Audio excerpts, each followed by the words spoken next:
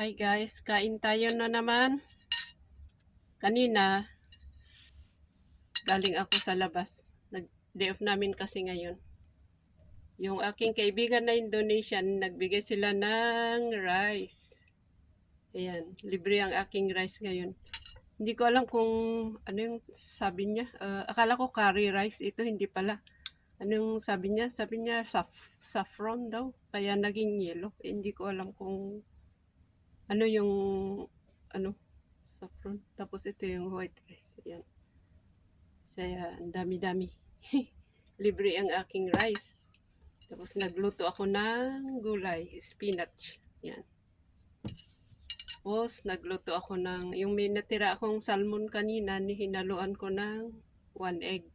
So, ito ang ating dinner ngayon. So, let's eat. Meron pa silang binigay na ano.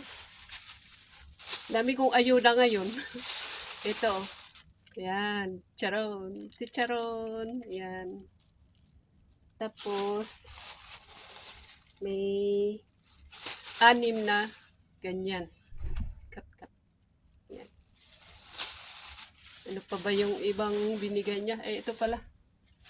Dami kong ayuda ngayon ah. Yan. Ito yung ano, iba-ibang klase na ayan. Very crunchy. Parang chicharon din. Ay, iba yan.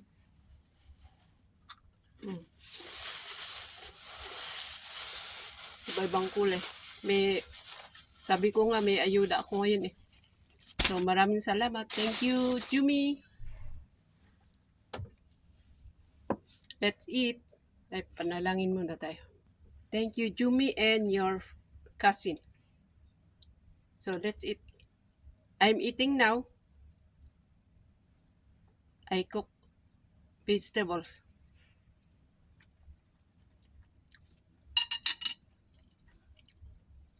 I tried the yellow rice.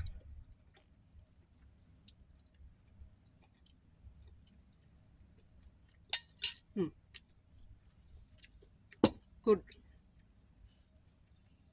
Bye-bye. This one looks nice and homey. Ang homey ay ano, sa Cantonese yun ng masarap. I like this one.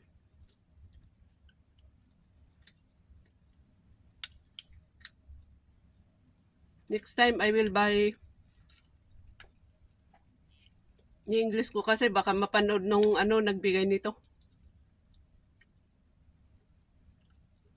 I will buy this type of rice. Parang curry siya. Pero hindi ko alam yung sinabi niya na saffron daw. Saffron. Hindi ko at na narinig yung sinabi niya. Ito, nagluto ako ng ano. Ito, isang itlog at saka yung natira kong 2 slice na parang 2 cube lang na salmon. Ginawa kong scramble egg. Tapos may konting ano, tomato. Tapos luya. Sarap. Hindi ako naglalagay ng sibuyas kasi mga amoy dito sa boarding house. Di maamoy ng mga kapitbahay. Kapit kwarto. So, yan lang muna guys. Maraming salamat ang aking kaganapan ngayon. Thank you. Kahit di ako marunong mag-English, medyo sinusubukan lang.